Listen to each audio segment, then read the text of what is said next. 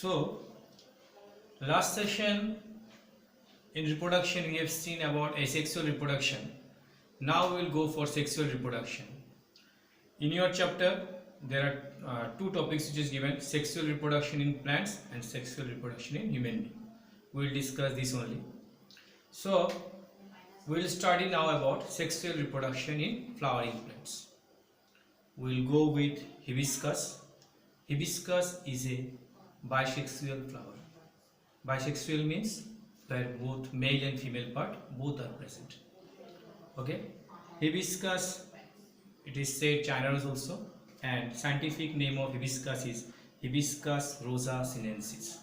I repeat again, we will study about sexual reproduction in flowering plant.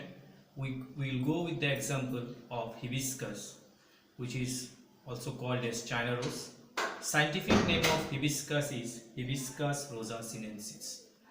Hibiscus is a bisexual flower which contains both male and female part. Unisexual example you can give as papaya plant. You see, unisexual means only single sex. Okay, so there are some papaya plant which are only male and which will produce only male gamete. There are some papaya plant which will produce only female gamete. So papaya is an unisexual plant. Okay, bisexual plant example hibiscus. Unisexual you can go for papaya. So now we will study about hibiscus. So before studying about hibiscus, let me study the structure. So if you go with the structure, this is the China rose, hibiscus. This is petal. This is the Gynasium, which is called the female part. This is the Androecium, male part. This is the sepal. We will study one by one. Okay, sepal is green in color. So what is the function of sepal? Sepal helps in photosynthesis since it is green in color. Also, it protects the flower in bud condition. When the flower, before flower, in the stage of bud, sepals protect it. Okay, sepal protects the flower in bud condition, as well as it holds the main part of the flower. Okay. Then petals. Petals are colorful. Colorful, we know. It has fragrance. Okay. It also has nectar, which will just attract the insects. What is the function? We will discuss later. So, male part of flower is called Androecium. Andro means male. And the female part of flower is called Gynasium. Gyno means female. Gynasium is also called pistil or carpel. Okay. And the male part, Androecium, this is called as stamen. I repeat again, the female part is the Gynasium, which is also called as pistil or carpel. And the male part is called Androecium, which is also called stamen. Sepal, when there is a group of sepal, it is called calyx, and when there is a group of petals, it is called corolla. So this is the complete flower. Okay. Now let me discuss about Gynasium, that is pistil or carpel. So this is the structure of Gynasium. So what are the parts of Gynasium? In Gynasium you will find stigma, which is sticky, and the straight one, which is just straight, that is called style. Then you will find out ovary.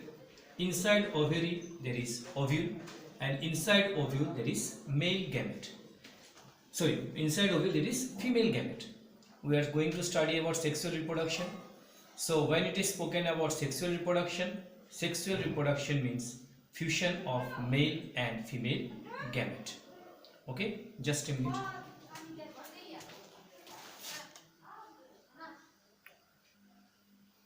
So we will talk about the fertilization which takes place in a flowering plant. So this is the female part which we called as Gynasium. So what are the parts here? You see stigma, style, ovary. Inside ovary there is ovule, and inside ovule there is female gamete. Okay, this is the male part which we called as Androecium. In Androecium you will see filament and anther. We will see fusion of male and female gamete. So inside anther there is pollen sac, and inside pollen sac there is pollen grain, which is the, and inside which you will find out the male gamete. I repeat again, inside anther there is pollen sac, and inside pollen sac there is pollen grain, and inside pollen grain there is male gamete. Okay, so the male gamete should come in contact with the female gamete, then only the fertilization will start. So how it will occur? So that means the pollen grain should come in contact with the, means male gamete should come in contact with the female gamete, then only fertilization will start.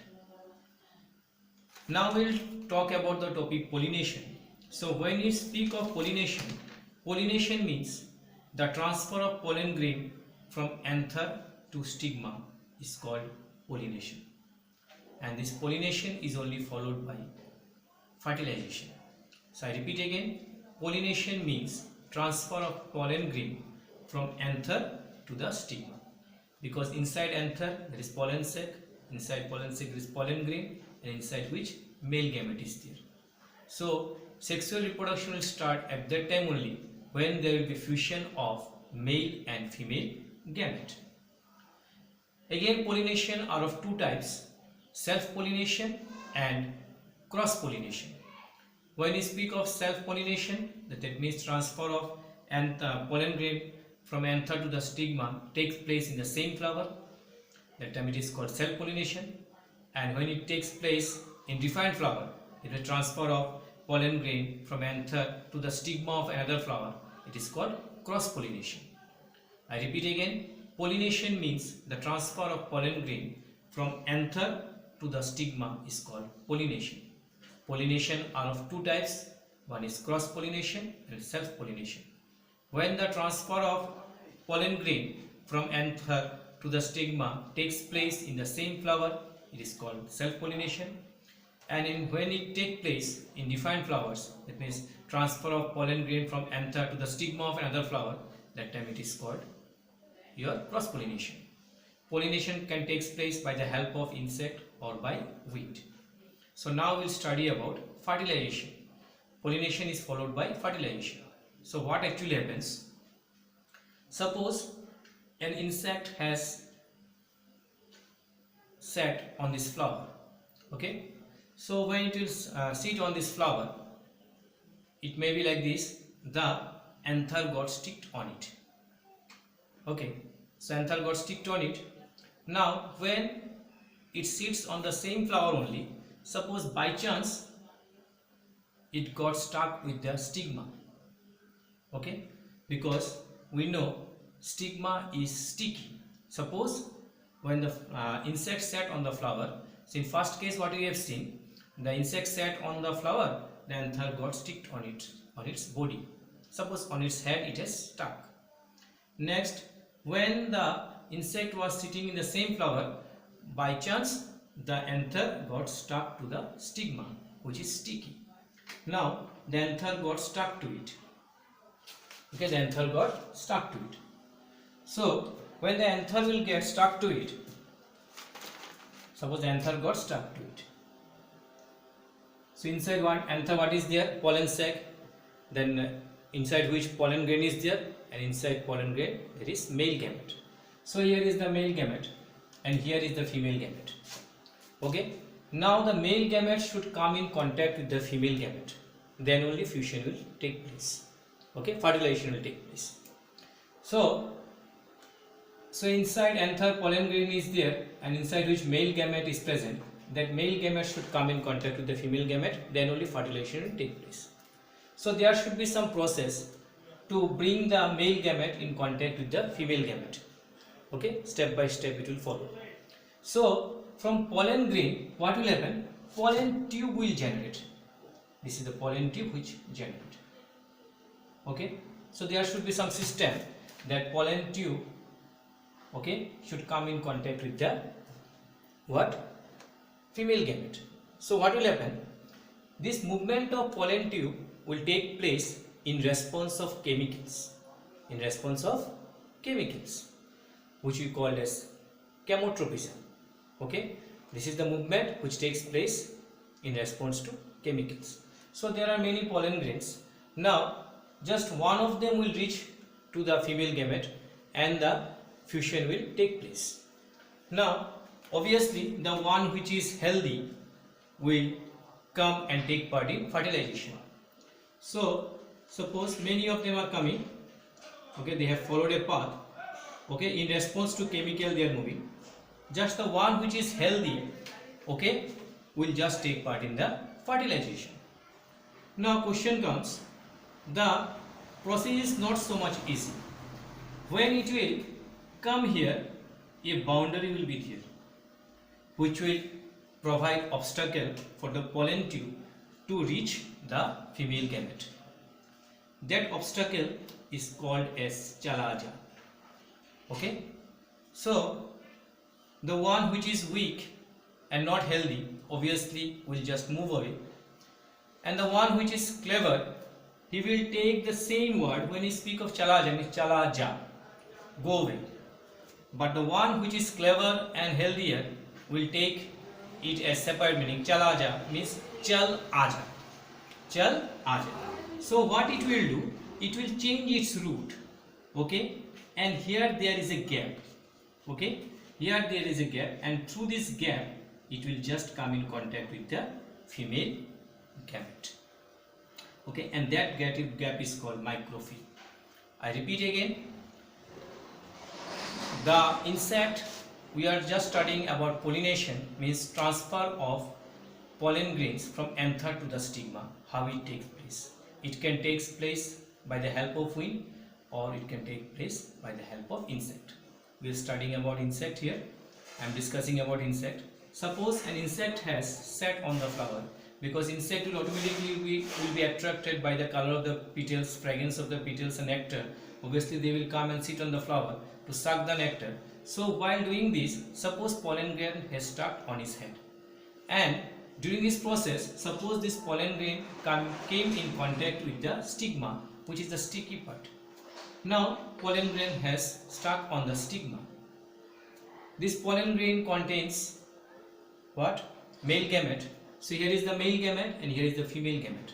So the male gamete should come in contact with the female gamete, then only fertilization will take place, because we know fusion of male and female gamete is called fertilization. So this movement will follow a rule.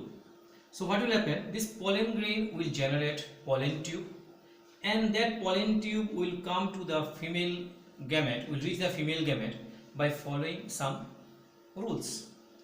This movement of the pollen tube will take place in response to chemicals, which we call as chemotropism. The movement which takes place in response to chemicals is called chemotropism. So the one which will reach the female gamete will take part in fertilization. The healthy one will reach the female gamete. So here you see, here I have taken here 3 pollen grains. So 3 pollen tubes are just traveling here to reach the female gamete. The one, now see, when it will come close to this, they will have a obstacle. That obstacle is called chalaja. So the one which is weaker, obviously it will consider it as chalaja, means go away. Okay, the one pollen tube which is clever, what will happen? It will just change its route and will follow a different path. There is a gap, okay, that gap is called microphyll. It will just follow its path and will come in contact with the female gamete, and fertilization will take place. So when fertilization will take place, zygote will form, okay, that zygote will further develop, will further divide and will develop into embryo within the ovule, okay, will develop into embryo within the ovule. The ovule will be the future seed, okay, the ovule will convert into seed and the ovary will convert into fruit in future, okay. So this is all about sexual reproduction in flowering plant, okay. So when we speak of fertilization, fertilization means the fusion of male and female gamete, that is called fertilization. Okay, so let me stop here today. So this is all about sexual reproduction in plants. Hope it is clear. Next we will start sexual reproduction in human being. Okay, next. Okay, bye.